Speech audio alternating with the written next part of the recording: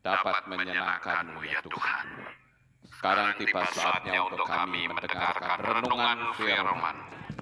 Kuasailah hati pikiran kami, sehingga apa yang kami dengar kami boleh tanamkan di dalam hati kami. Terima kasih Bapa Yahweh, kami sambut firman-Mu di dalam nama Adonai Yeshua HaMashiach, Juru Selamat kami yang ajaib. Amin. Silakan duduk kembali Bapak Ibu. Shalom Aleichem. Bapak Yahweh memberkati saudara sekalian. Malam hari ini saya akan menyampaikan satu materi yang saya beri tema tanpa disadari semua manusia sedang dalam tawanan. Jikalau kita mendengar kata tawanan, mungkin yang ada di benak kita seperti gambar ini. Ada seseorang yang tangannya diikat, lalu diperlakukan dengan cara kekerasan. Namun cara itu sudah ditinggalkan oleh setan. Karena sangat tidak efektif untuk menjerat manusia. Namun dia akan menggunakan cara yang tentunya lebih halus, menggunakan cara yang intinya tetap sama, yaitu perbudakan. Tentu saja perbudakan ini tidak menggunakan pola kekerasan di depan, tetapi kekerasan itu adanya di belakang, saudara. Nah, manusia itu diprogram oleh dunia ini untuk menjadi miskin. Manusia diprogram untuk menjadi budak. Budaknya siapa?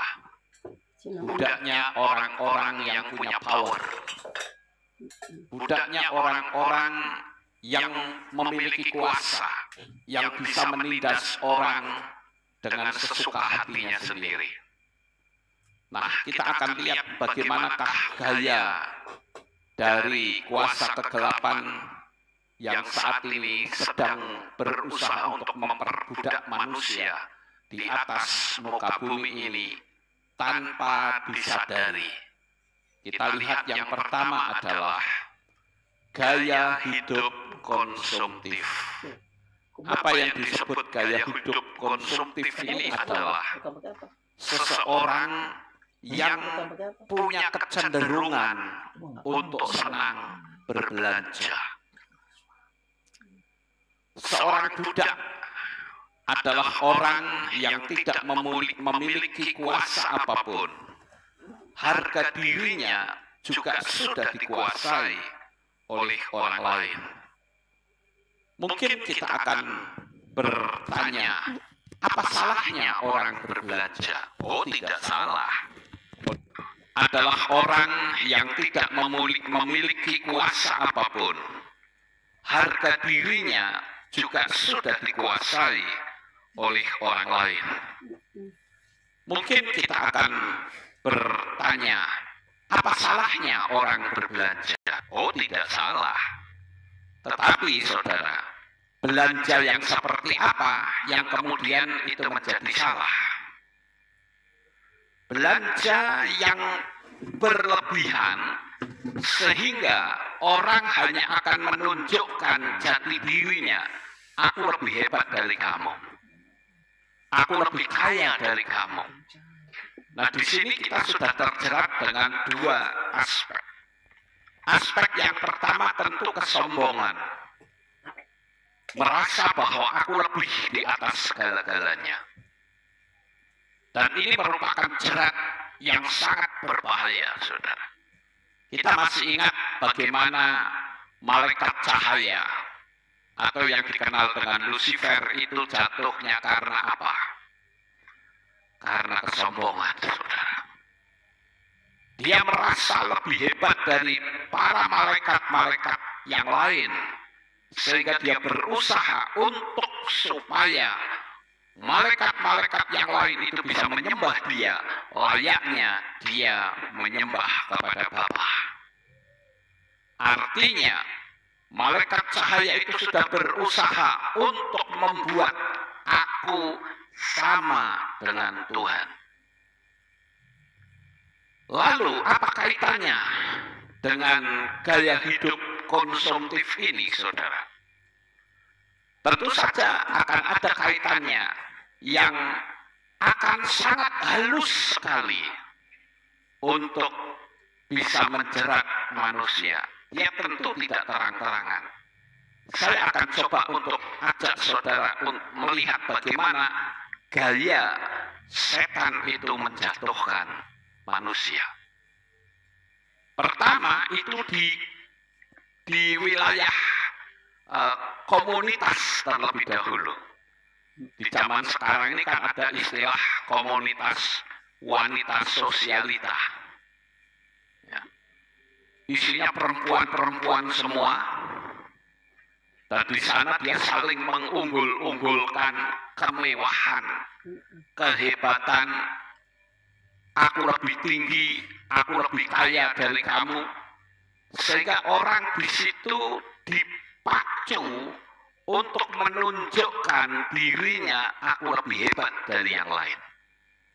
Jadi karakter ini sebetulnya yang ditanamkan oleh kuasa kegelapan kepada tiap-tiap manusia pada masa kini. Lalu, kalau orang itu kaya, dia akan menumpuk harta sebanyak-banyaknya.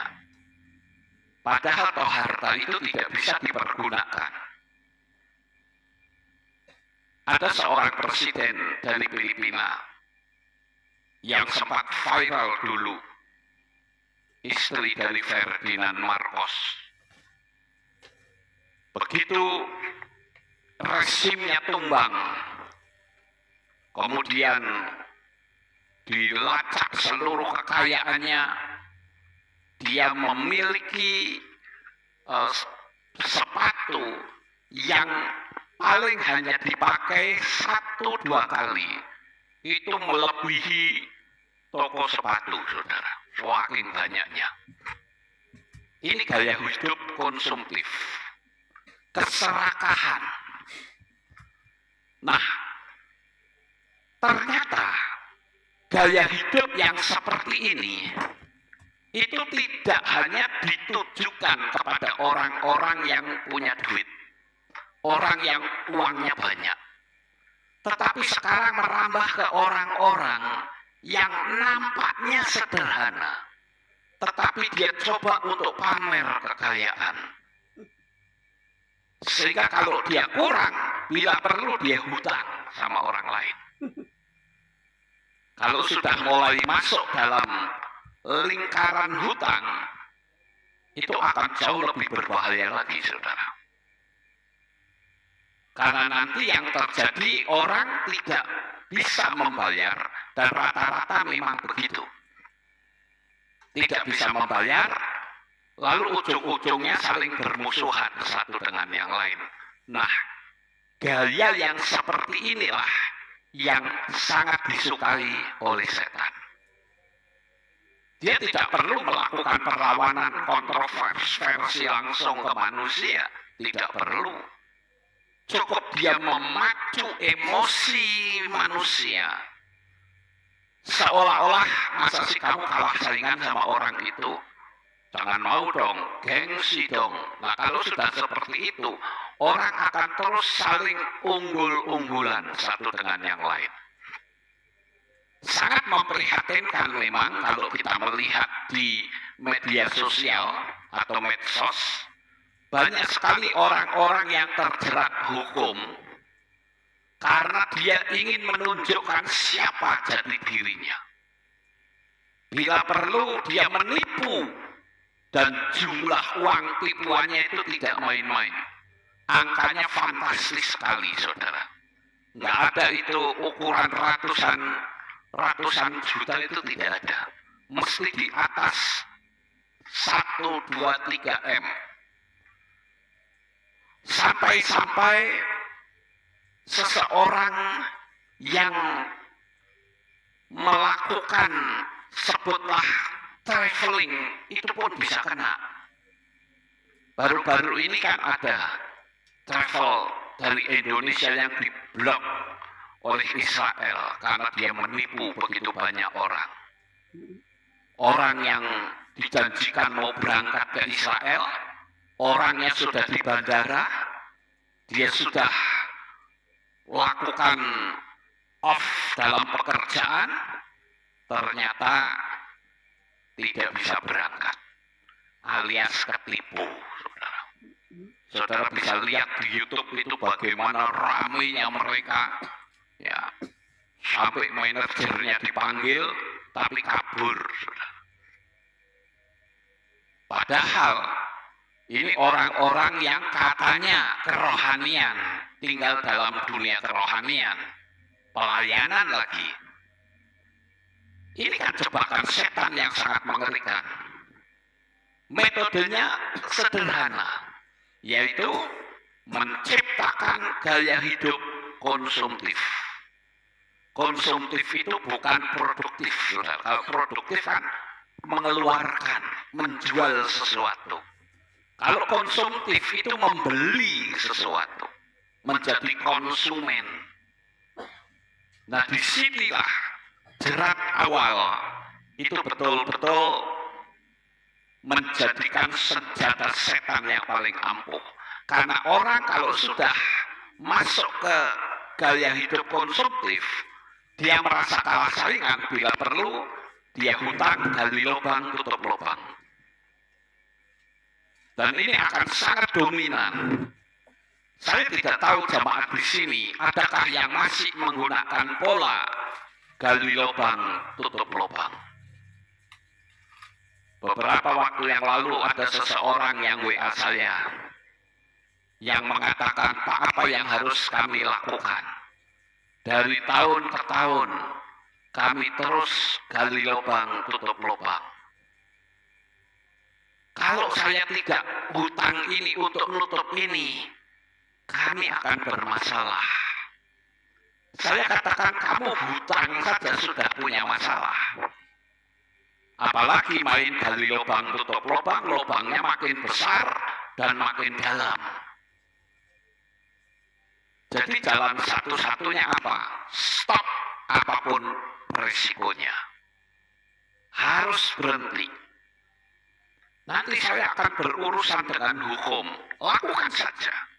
Lebih baik kita berurusan dengan hukum dunia daripada kita berurusan dengan hukum surgawi. Tapi saya percaya selama kamu mengandalkan Tuhan dengan sungguh-sungguh, Dia sanggup kok memberikan pertolongan buat kita. Saya katakan demikian, saudara. Tapi yang terpenting di dalam hatimu adalah engkau memiliki penolakan yang sangat luar biasa. Apalagi sekarang ini yang namanya orang hutang itu gampang. Kalau zaman dulu orang hutang mikir, saudara, siapa orangnya yang akan saya datangi yang kira-kira punya duit tak utangi. Kalau sekarang nggak perlu mikir seperti itu. Saudara tiduran di kasur saja sudah dapat duit. Pakai apa saudara tahu? Online. Hutang pinjol. Betul nggak Bapak Ibu? Oh, gampang sekali hutang pinjol. Tidur itu udah jadi. Nanti giliran bayar terlambat 1 hari, wah, saudara diteror habis-habisan. Baru nanti kalau tidak bisa bayar, preman-preman cap kampak pada keluar, pada ngancam. Belum lagi yang fotonya diretas, dijadikan foto porno, seolah-olah menjadi pelacur. Saya berulang kali memberi nasihat kepada orang-orang yang kena hutang pinjol dan fotonya diretas, dijadikan foto porno. Sekarang editing foto kan gampang, betul nggak Bapak Ibu? Saya katakan kalau kamu sudah dibegitukan, jangan bayar, jangan takut, karena hukum di Indonesia itu tidak ada orang utang terus masuk penjara itu nggak ada, saudara. Itu semua urusannya hukum perdata, bukan hukum pidana. Apalagi sampai nama saudara dicemarkan di luar sana. Saya berkali-kali loh diteleponi sama preman-premannya pinjol, saudara. Saya disuruh nagih ke utang. Saya bilang utangnya saja saya tidak tahu kok. Tapi Bapak kan Pak Pendeta harus bisa tolong. Maaf, untuk kali ini saya tidak bisa. Tapi di mana kasihnya? Ya seolah-olah memancing saya disuruh jadi penagih hutang.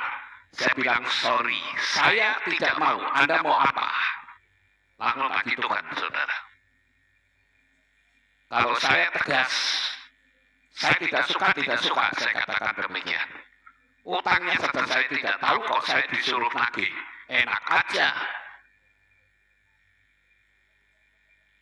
Ini kan kelicikan dari kuasa kegelapan. Maka saya memberitahu saudara, jangan pernah hutang pada pinjol hanya untuk gaya hidup konsumtif. Amin. Jangan kita terjerat oleh ilah zaman kini. Kan kitab suci sudah menulis seperti itu. Kenapa sih kok kita tidak hidup sederhana saja, apa adanya? Kenapa kita harus pamer-pamer untuk supaya dilihat orang, aku orang yang kaya raya? Kalau memang saudara ingin hidup kaya, tidak salah. Ada caranya, pakai hukum Noah. Saudara tidak berurusan dengan hukum dunia ini. Amin. Ada orang yang terang-terangan menolak hukum Noah, tetapi dia menjadi orang peminta-minta ke sana kemari. Itu kan tidak masuk akal, saudara. Maka saya katakan malam hari ini, seluruh manusia di atas muka bumi ini, tidak peduli orang itu beragama atau tidak, metode gaya hidup konsumtif ini sedang digaungkan oleh kuasa kegelapan. Apalagi di zaman yang sulit ini, orang berdiri belakangnya ada pesawat jet, seolah-olah aku ini loh hebat. Sebetulnya untuk apa seperti itu, saudara? Bukankah itu karakter dari Lucifer, menunjukkan kesombongannya? Kita memang digiring bukan seperti model orang zaman dulu, seorang budak itu diikat, ditarik-tarik, kemudian dicambukin, enggak begitu. Orang kalau sudah hutang, apalagi saatnya bayar tidak bisa, itu stres, saudara. Yang dipikirkan hanya hutang dulu. Melakukan hukum Noah juga pasti gagal. Karena begitu buka mata, bangun, bukannya terima kasih Bapak Yahweh, ekonomiku naik luar biasa, tabunganku penuh, berkat yang luar biasa. Yang ada di pikiran adalah aku hari ini harus bayar pinjol. Kalau nggak pinjol apa? Bank pelecit. Tahu bank pelecit, saudara? Ini kan parah banget ini orang-orang ini. Pikirannya itu selalu hutang. Saya pernah menangani satu kasus jemaat. Terkenal sangat hebat hutang, saudara.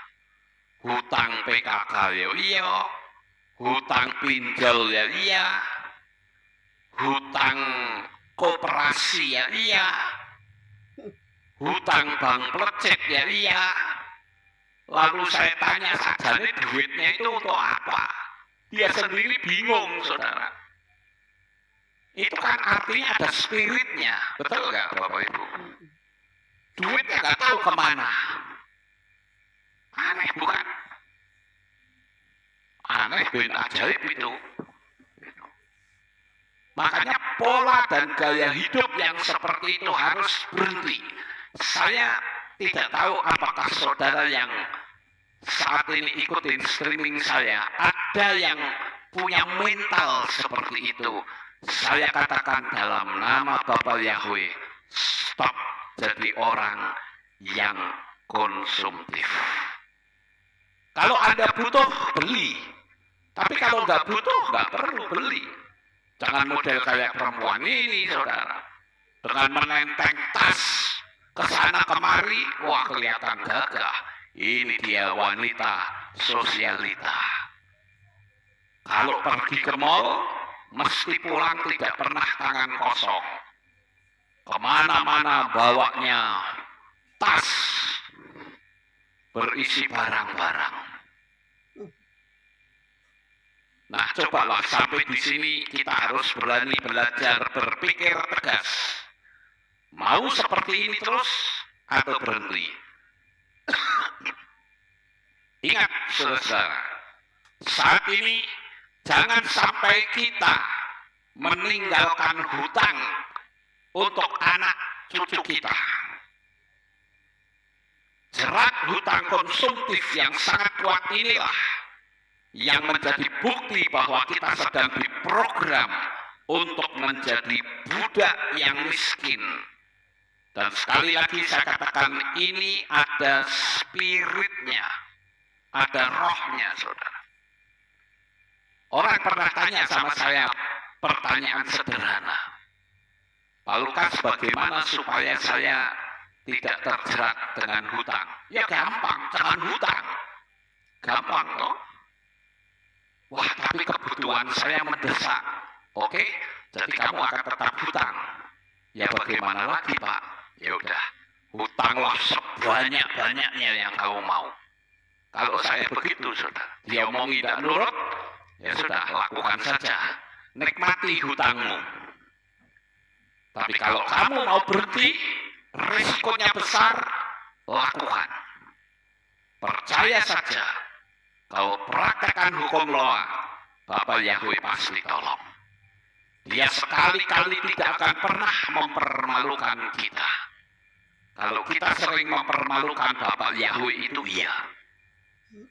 Hutang nggak bisa bayar, kabur. Nanti ketika kabur, dia melakukan hutang lagi di tempat yang baru.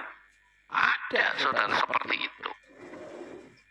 Jadi ayo kita belajar untuk mengambil sikap. Aku tidak mau memiliki gaya hidup konsumtif. Itu adalah cara setan untuk menjerat manusia. Sekarang yang kedua. Kok bisa masuk, Dok? Kita tentu tahu, saudara. Semut. Harga naik itu cepat sekali. Sementara pemasukan uang itu cenderung tetap, bahkan makin berkurang. Coba saudara perhatikan di sini. Ini harga sepeda motor tahun 74. Ini, Dok, kok bisa masuk? Ya, harganya berapa di situ tuh? Paling mahal 41.000.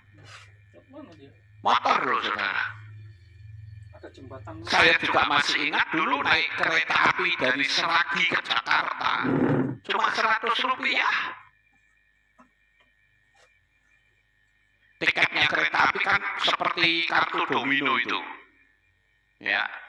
Kemudian dibolongi tengahnya. Saya masih ingat, saudara.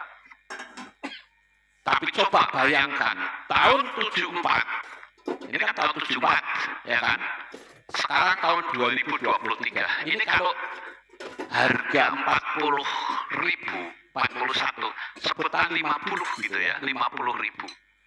Itu kenaikan harganya kalau sekarang berapa kali lipat? Bisa nggak saya sebut 100 kali lipat? Bisa bukan? Tapi pertanyaannya, apakah gaji kita juga bisa naik 100 kali lipat?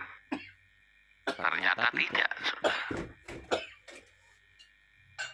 Ini sebetulnya adalah permainan dari orang-orang yang saya menyebut si raksasa mata satu.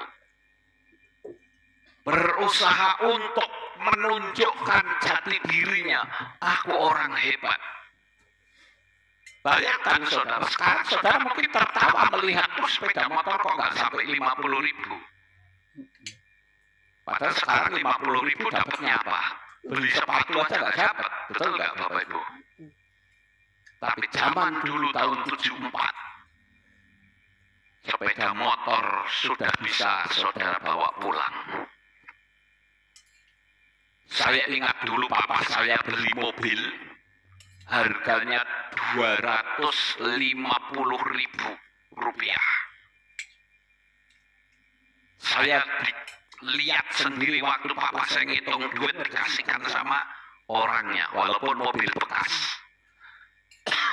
4.000. Tapi sekarang harga mobil sudah ratusan juta, bahkan ada yang di atas 1 miliar, saudara. Ini kan luar biasa sekali. Ya. Coba saudara lihat ini. Sekarang uang ini sudah saudara nggak kenal. Ya, ini kan ada uang 50 sen. Sekarang harga nasi putih saja 150 rupiah. Kalau sekarang 150 rupiah dapat apa? Ayo. 50 sen itu kalau dilihat ini kan 15 ketip, saudara.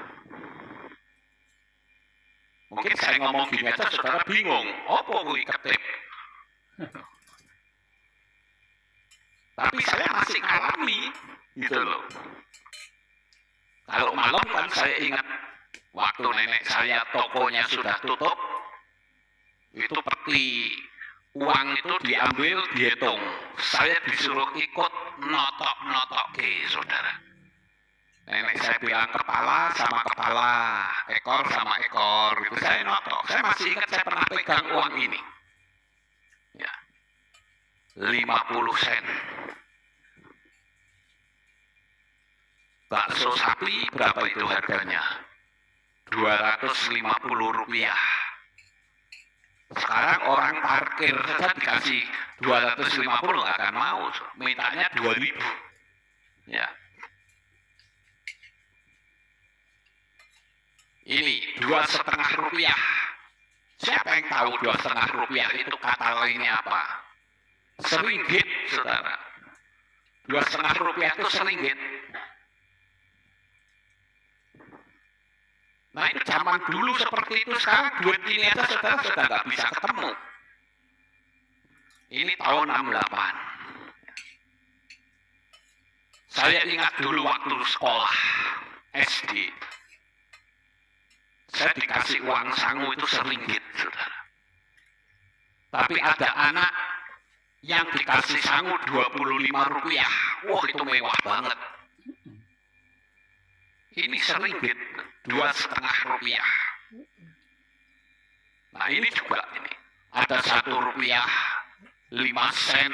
Ini semua kan uang-uang kuno, saudara. Sekarang saudara sudah nggak akan bisa menemukan uang ini di luaran. Kecuali saudara sebagai kolektor uang kuno. Dan ini harganya lebih tinggi dari nilainya sekarang, saudara. Sangat luar biasa. Artinya apa? Harga naik sementara pemasukan uang cenderung tetap, bahkan makin berkurang. Jadi, mari kita belajar untuk kita berusaha untuk menahan diri. Kalau kita termotivasi untuk melakukan sesuatu yang akan bisa menjatuhkan ekonomi kita. Nah sekarang yang ketiga, saudara. Jerat yang ketiga yang sekarang dilakukan oleh kuasa setan adalah kita digiring untuk mengikuti tren masa kini. Pembayaran non-tunai. Indonesia melakukan ini atau tidak? Halo? melakukan. Seolah-olah kalau tidak ikutin tren dari sononya si mata satu itu dianggap negara yang tidak berkembang, negara yang ketinggalan zaman. Sehingga manusia itu dijadikan sebagai robot. Sekarang orang telepon kita nggak perlu pakai handphone kayak begini. Cukup dengan pakai tangan saja seperti ini orang sudah bisa omong-omongan. Karena tubuhnya semua sudah diisi dengan jaringan. Semua serba modern, seolah-olah hebat.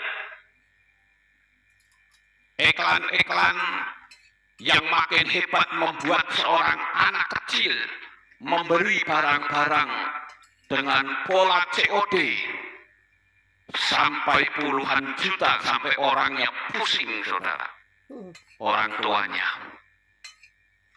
Di YouTube kan ada seorang anak kecil, mungkin seumur Azariah. Nggak tahu kenapa dia bisa pesen barang-barang dengan pola COD banyak sekali. Begitu barangnya datang jadi satu, bingung orang tuanya. Karena dia harus bayar jutaan rupiah. Sementara ekonomi dia adalah ekonomi yang masih berada di bawah tingkat standar. Orang tuanya nangis-nangis. Anaknya juga ngomong, saya tidak berani lagi, saya minta maaf, saya minta ampun, tidak berani. Ya nggak bisa, barang itu sudah dibeli kok harus bayar. Ini kan cara-cara setan menjerat manusia, saudara. Otak kita ini diprogram untuk menjadi serba mudah. Belanja tidak perlu keluar. Sekarang di China ada, tapi orangnya harus pakai microchip, saudara. Masuk ke shopping mall, masuk tinggal ngambilin aja barang-barang, masukin tas, bawa pulang, langsung rekening saudara sudah berkurang. Hebat bukan? Seolah-olah itu hebat, tapi saya katakan itu kemunduran, saudara. Karena apa? Manusia sudah tidak lagi dihargai. Proses kemuliaan manusia di hadapan Tuhan itu sudah dilecehkan. Kalau dalam roh, nggak tahu saya ngomong begini. harganya, ya kan?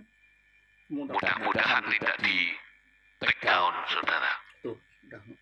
Saya hanya mengatakan bahwa saat ini begitu banyak cara setan sedang menawan manusia dengan cara yang sangat mengerikan. Hampir 90% penduduk di Swedia mereka sudah menggunakan sistem digital. Masuk ke kereta api cukup sodorkan tangan. Masuk ke gedung bioskop, masuk kemanapun cukup disodorkan tangan. Dan yang lebih celaka lagi, orang-orang yang katanya percaya firman Tuhan mau seperti itu, saudara. Mereka sudah nggak peduli mau 66 kayak mau 77 kok, emang gua pikirin kita hidup di zaman sekarang. Yang benar dikatakan hoak, yang hoak disanjung-sanjung, dianggap itu sebuah kebenaran. Ini dunia sudah terbalik sama sekali, saudara. Karena lama sekali saya tidak berbicara seperti ini. Tapi biarlah malam ini saya sampaikan bahwa tiap-tiap manusia sedang digiring menuju kepada kebinasaan. Bayangin aja pendeta-pendeta sampai nggak ngerti 666, saudara. Ngeri sekali, bukan? Kenapa harus 666? Karena itu adalah bilangan angka manusia yang tidak lain yang disebut dalam kitab suci itu the beast anti Hamasiah. kedatangan Tuhan Yesus HaMasiah itu sudah sangat dekat sekali. Kita bisa hidup 3-4 tahun lagi sudah mujizat, saudara. Saya yakin Yesus pasti sudah datang. Karena kalau dilihat sekarang ini, saya kan mengikuti sebuah grup. Ya, saya nggak perlu ngomong deh.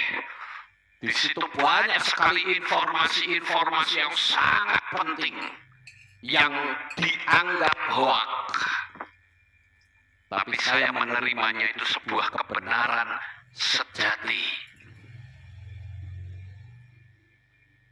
Sangat mengerikan sekali, saudara. Semua sekarang digital. Di Indonesia itu sudah diwacanakan sertifikat rumah saudara nanti akan menjadi digital. KTP akan menjadi digital. Semua akan dijadikan digital. Hebat bukan? Saya katakan tidak hebat. Semua yang mengarah seperti itu, saya katakan, saudara punya uang berapapun, akan bisa menjadi 0 rupiah. Kalau sudah masuk dunia hacker, wah itu ngeri, saudara. Saudara punya tabungan berapapun akan berubah jadi 0 hanya dalam hitungan detik. Bayangin aja sekarang, setan itu menggunakan pola yang semuanya berbasis teknologi. Bahkan dia sampai mengatasnamakan institusi kepolisian. Kalau saudara mendapatkan SMS atau WhatsApp yang mengatasnamakan kepolisian dengan berkata, Anda ditilang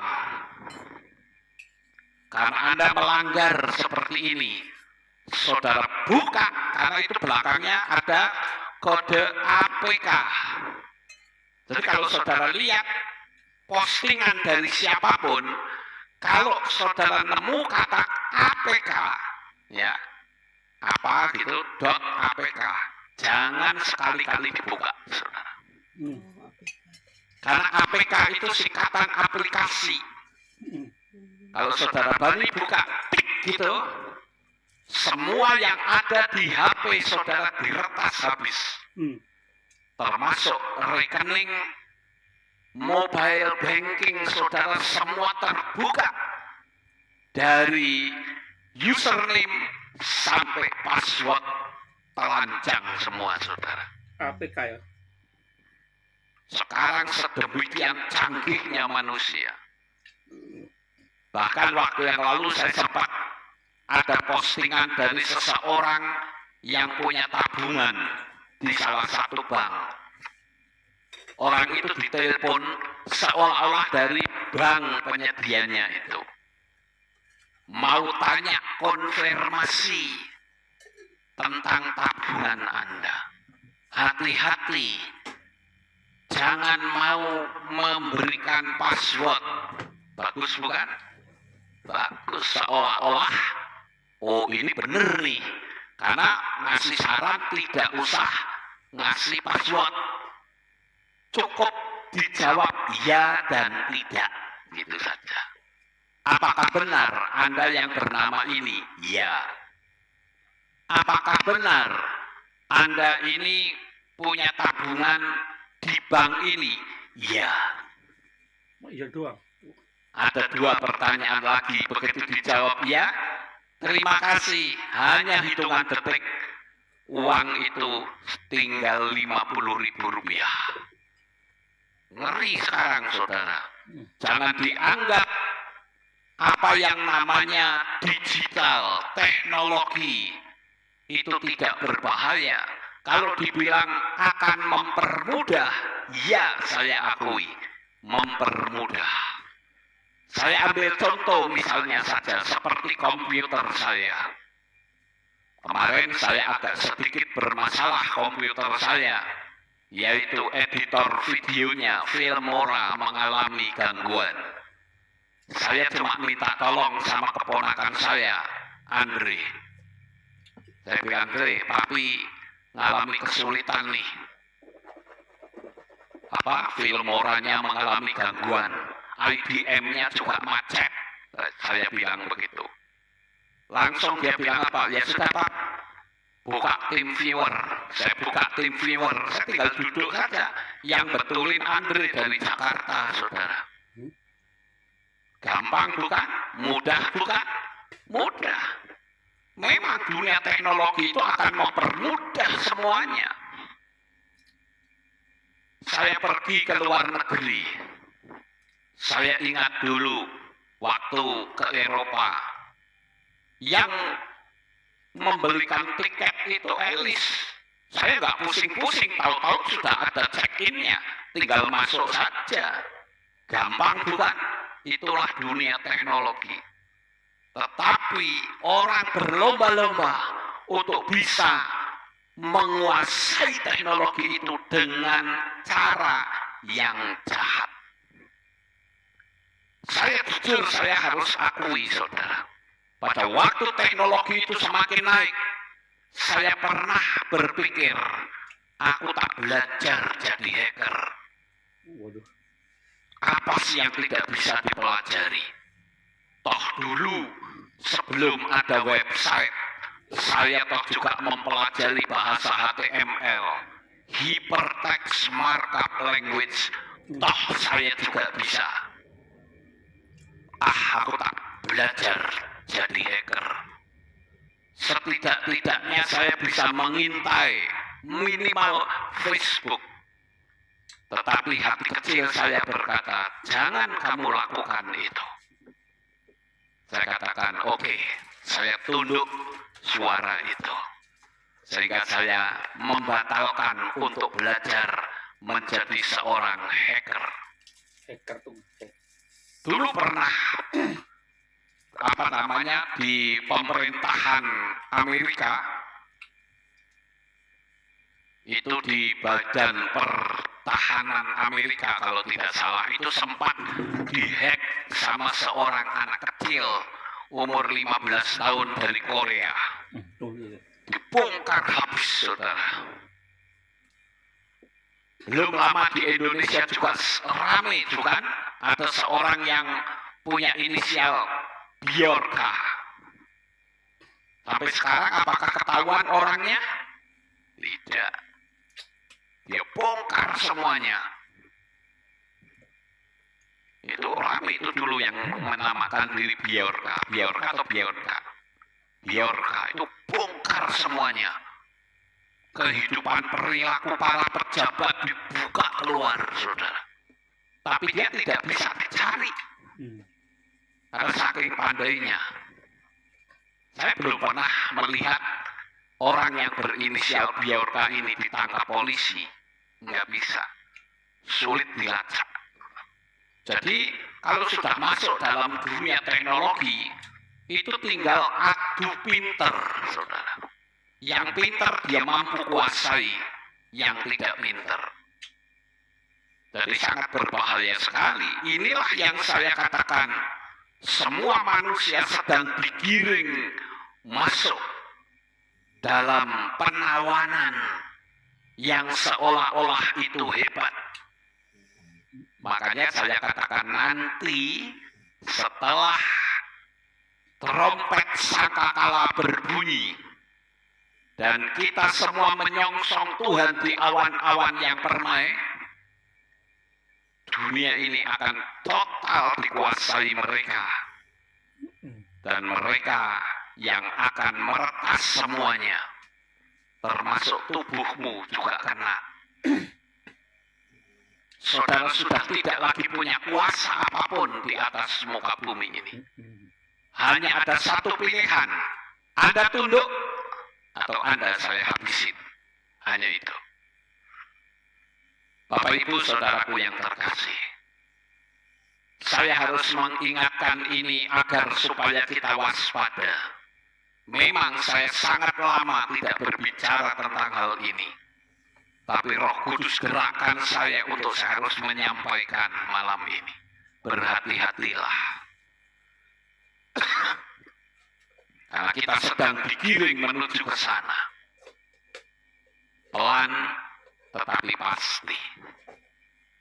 Saudara anggap gebrakan kemarin itu berhasil? Tidak, belum berhasil. Karena belum mencapai 50% penduduk dunia. Akan muncul gebrakan yang kedua, lebih sadis, lebih ganas lagi. Makanya yang terpenting sekarang adalah ayo mendekatkan diri kepada Bapa Yahweh semakin kuat. Supaya saat waktunya tiba, kita akan menyongsong Tuhan di awan-awan yang permai. Tapi sangat disayangkan, ada pendeta-pendeta yang tidak percaya rapture. Wah, ini ngeri, saudara. Lawang di kitab suci ada kok tidak percaya. Mengerikan. Dengan teknologi, dengan ideologi, teologiannya, dia menunjukkan argumentasinya, seolah-olah rapture itu hoax. Ini betul-betul menakutkan. Dan kalau saudara tidak konsisten dalam sebuah pengajaran, saudara bisa digiring ke sana. Bahkan sekarang pun sampai ada orang atau yang mengaku sebagai pendeta anti baptisan. Hati-hati, saudara. Saya tidak berani ambil risiko.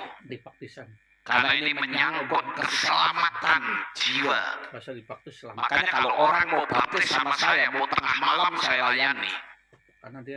Karena itu keselamatan, saudara. Itu pun banyak yang menolak. Mana ada baptis pembaharuan? Yang nggak ada, bang, Anda tidak membaca. Kalau buat saya sih nggak peduli orang mau mengkritik apapun, wong saya yang belajar kok. Paulus juga dulu bikin baptisan pembaharuan, betul nggak? Waktu Paulus khotbah tentang Roh Kudus, lalu orang-orang di situ bertanya, Roh Kudus itu apa? Siapa itu Roh Kudus? Lah Paulus tak curiga. Lah kamu kok baru dengar Roh Kudus? Lah kamu sudah dibaptis atau belum? Sudah. Baptisan siapa? Baptisan Yohanes. Lalu di situ Paulus melakukan baptisan pembaharuan atas nama Yahweh, Yesua dan Roh Kudus. Siapa bilang tidak ada baptis pembaharuan, saudara? Lawang Anda diikat dalam nama yang salah kok.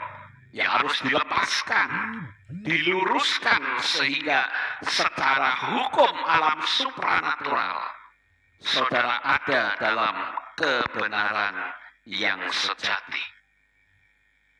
Jadi sekali lagi di poin yang ketiga ini saya katakan saudara harus berhati-hati. Waktunya sudah tidak lama.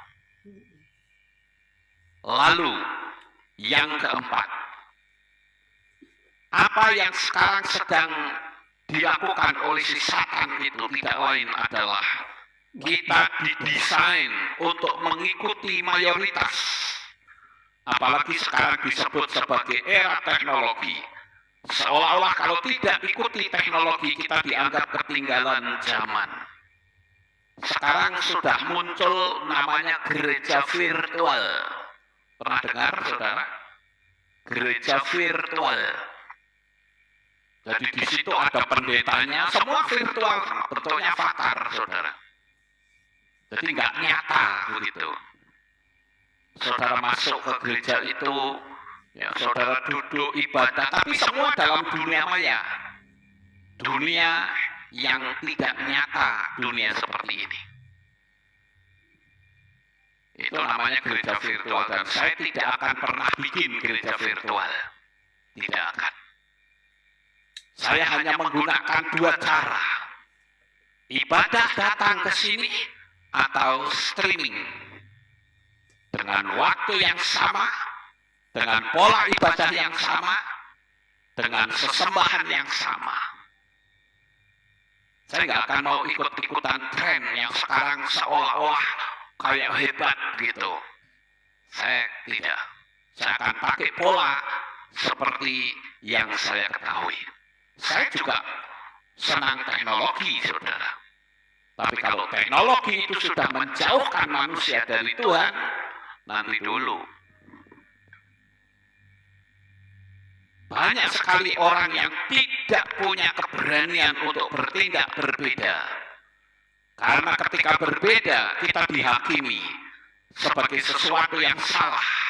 Dan kita akan mendapatkan hukuman moral. Bahkan sekarang menjadi makin parah. Karena seseorang yang dipilih oleh rakyat berani mengorbankan rakyat, mengkorupsi di mana-mana, bikin aturan-aturan yang memberatkan rakyat, bahkan disertai dengan ancaman-ancaman yang ditujukan oleh mantan tuan mereka. Kenapa saya katakan mantan tuan? Karena setiap ada pemilihan penguasa, apakah itu pejabat daerah atau apa saja, apa yang mereka lakukan? Mereka akan bertindak selaku budak. Mereka datang kepada orang, tolong pilih aku ya. Betul nggak begitu, saudara? Berlaku menjadi budak, tapi setelah menjadi penguasa, ditindas, nggak peduli, saudara.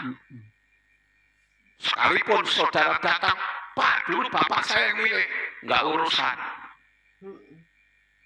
Korupsi terus berkembang. Indonesia ini rawan darurat korupsi yang luar biasa, saudara. Berani ya. Uang triliunan dibongkar, orangnya diancam, mau dibunuh. Coba. Sekarang ini betul-betul mengerikan. Pokoknya kalau sudah menyangkut masalah uang, segala semuanya dilegalkan. Yang penting aku aman. Kalau mereka di luar saya maklum. Lah kalau yang dilakukan itu pendeta, ngeri sekali, saudara. Sekarang muncul pendeta-pendeta yang memberitakan perpuluhan tidak perlu. Loh, kitab suci nulis kok tidak perlu, bagaimana? Ini ngeri, saudara. Dibalik orang yang terima perpuluhan merampok. Oh, bukannya kebalik. Luar biasa, saudara.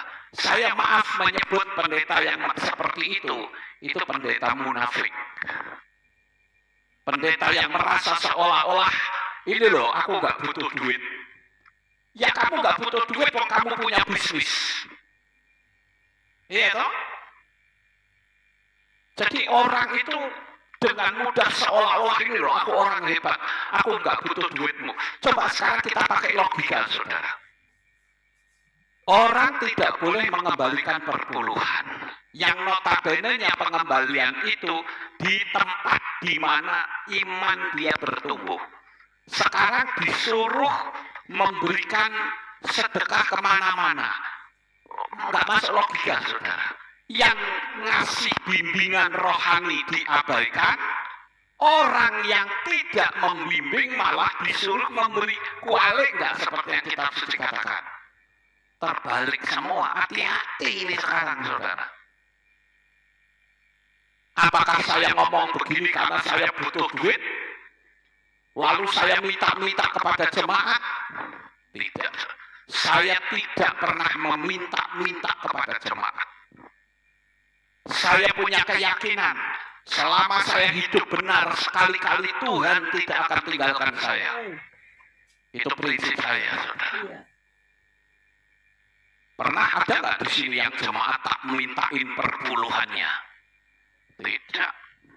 Kalau ada, ngacung, saya berhenti jadi gembala sekarang juga. Memang saya harus akui banyak sekali pendeta-pendeta yang pakai pola seperti itu. Pak Yudi sana. Perpuluhan diminta, kamu belum bayar perpuluhan, pakai perpuluhan. Saya kan pernah. Kalau tidak, kamu merampok. Ya sekalipun seperti itu, ngapain kita mesti meminta, saudara? Kalau saya mah punya prinsip khotbah saja yang bagus. Saya percaya kalau jemaat diberkati, dia nggak usah ditarik-tarik, dia kasih kok untuk pekerjaan Tuhan. Betul nggak Bapak Ibu? Ngapain kita mesti harus jemaat diperes? Saya katakan jemaat itu sudah banyak bebannya. Doakan supaya hidupnya diberkati. Saya yakin jemaat itu kalau hidupnya diberkati, dia tahu kok untuk pekerjaan Tuhan. Iya toh? Iya. Jadi memang saya juga, kalau saya ngomong begini dilema, saudara. Karena memang ada pendeta-pendeta yang terang-terangan meminta kepada jemaatnya. Banyak Pak Yudi sana. Terang-terangan bahkan ngutukin lagi sama jemaatnya. Jadi memang di sini dilema sekali. Di sisi lain ada pendeta yang anti perpuluhan. Di sisi lain ada pendeta yang selalu orientasinya kepada materi. Pokoknya kamu harus memberkati aku. Saya punya kepercayaan sampai hari ini. Kalau saya mempraktekkan hukum Loa, Bapak Yahweh sanggup memberkati kami dengan caranya sendiri. Dia sanggup memberkati kita. Amin. Amin. Buktinya banyak kan kesaksian-kesaksian dari teman-teman kita yang mengandalkan Tuhan menggunakan pola 55x5, visi dan misinya semua terwujud. Amin. Itu hukum sistemiknya Bapak Yahweh. Oleh karena itu saudara, jangan heran kalau kerjanya orang-orang yang hanya berorientasi pada uang, kalau tidak ada proyek nggak jalan, saudara. Nah, sekarang modelnya kayak gitu.